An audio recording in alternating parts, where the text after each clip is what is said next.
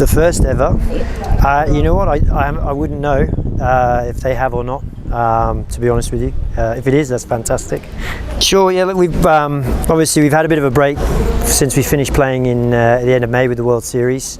We've been working through a lot off the field with a lot of planning and certain changes that have been in place. So part of this was to open it up a little bit. We've had a squad, and we've settled on a good amount of core players, as we call them.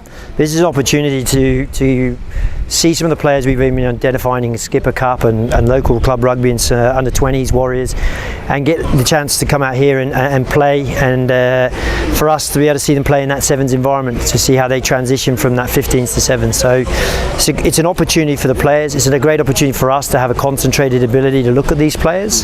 The other thing for us as well is we get a wide spread now of the talent. We've tested them. You've probably just seen them doing yo-yo tests. That's just to give us a bit of a base level on where the kind of average scores are. And we can help the local coaches in saying, you know, hey, this is where we're at for the national team. We want to be at this level. Can you help us? So when they're coming into the squad, they're coming at a certain level. So it's ability for us all to connect and work together.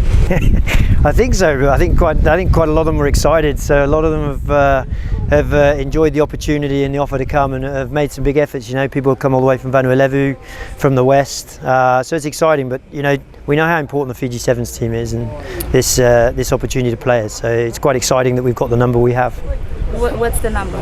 I think it's over 100. Originally was looking to cap it, but also what we didn't want to do is be seen to being kind of lacking the ability for opportunity. So we've opened it up. We didn't want to go too far. We spoke with the coaches who said we'll put our best players forward, or they think we should look at, as well as people we've identified, and we've kind of kept it at that number. So I'm excited now to see the rugby start. We will hold this trial, which we'll be able to capture.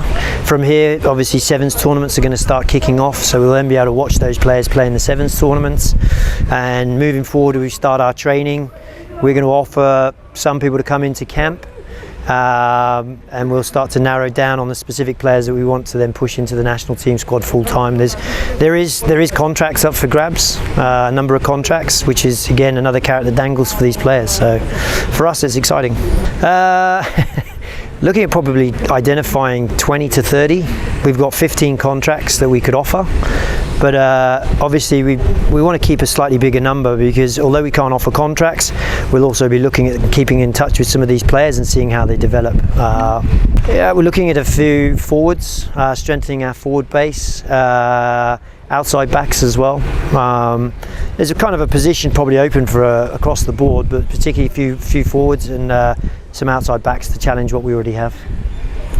Yeah, what we're looking to do, and having worked everything out, there'll be around 20 kind of what we call senior contracts, which will make up what would be a full squad.